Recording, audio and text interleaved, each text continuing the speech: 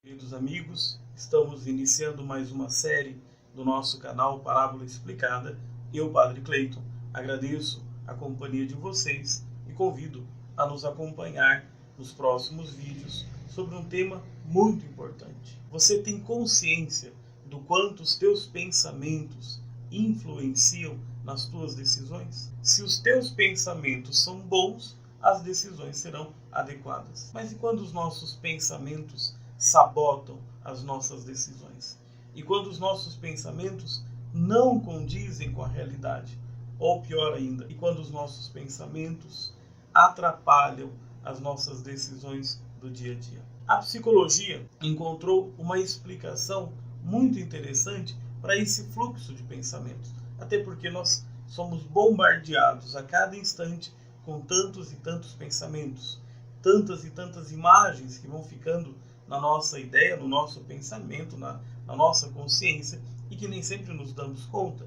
Alguns pensamentos favorecem as nossas decisões, outros atrapalham. Então eu sigo aqui algumas ideias que aparecem no livro Terapia Cognitivo-Comportamental, que é do autor Aaron Beck, seguido também, divulgado bastante pela sua filha. De fato, o livro é da filha, com uma apresentação que o pai dela também fez. Mas qual que é a ideia fundamental dessa abordagem da psicologia e que é interessante para a gente avaliar algumas situações difíceis do nosso dia a dia?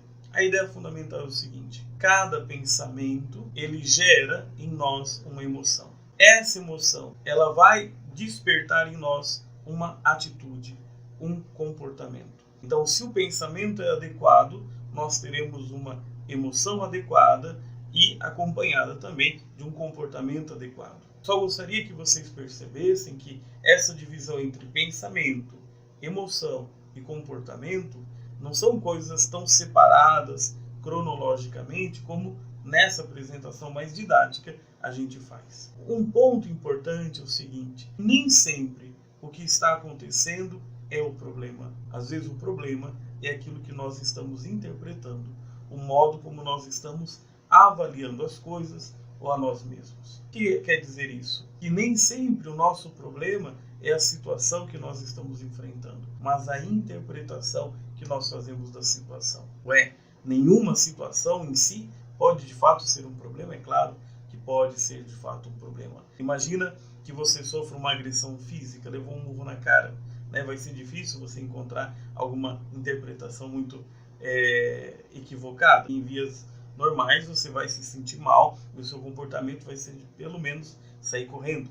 Se de repente você estiver andando pela rua, uma rua normal, e do nada aparecer um trem desgovernado, e trem aqui não falo no sentido do mineiro, falo num trem mesmo de transporte público e te atropela. Então é óbvio que é uma situação que em si ela vai trazer uma emoção ruim e um comportamento também ruim. Ou se você for perseguido por uma onça, é uma outra situação que não tem uma questão de interpretar bem ou interpretar mal. Agora, tantas outras situações diferentes destas podem muitas vezes serem acolhidas por uma interpretação inadequada que vão nos derrubar. Essas interpretações, elas vão derrubar a nossa vida, derrubar as nossas escolhas, derrubar as nossas situações. Como é que a gente percebe isso? Quando tem algum tipo de interpretação que ela vai causando em mim um mal-estar, uma angústia, uma emoção ruim e que vão me impedindo de tomar decisões inadequadas. No livro, se vocês tiverem interesse de ler, vou colocar depois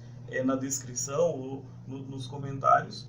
O livro ele desenvolve essa ideia usando terminologias diferentes. Às vezes você vai encontrar nas leituras paralelas a essa que eu estou indicando a ideia de pensamentos sabotadores, pensamentos que atrapalham, sabotam, pensamentos automáticos, porque a gente não se dá conta e eles vêm, ou então como pensamento disfuncional, porque não tem uma função boa nas nossas reações. O que seria legal a gente poder identificar isso? Com um exemplo. Então eu vou dar um exemplo que talvez ajudaria a gente a compreender o que é essa teoria, o que é essa abordagem, ajuda a gente. Imagina que você foi contratado num trabalho para o qual você recebeu algum tipo de treinamento, mas é inexperiente, não conhece bem. e no seu primeiro dia de trabalho, uma situação fora do seu controle acontece. Tentem imaginar alguma coisa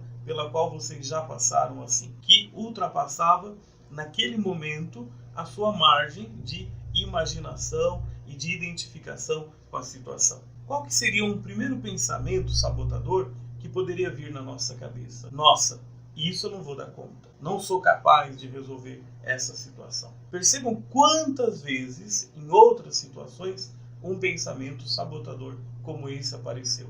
Eu não dou conta, eu não consigo. Qual foi a emoção que ele trouxe para a gente? Qual foi o sentimento que ele trouxe para a gente? Sentimento de ansiedade, o sentimento de medo. E qual foi o comportamento que ele desencadeou?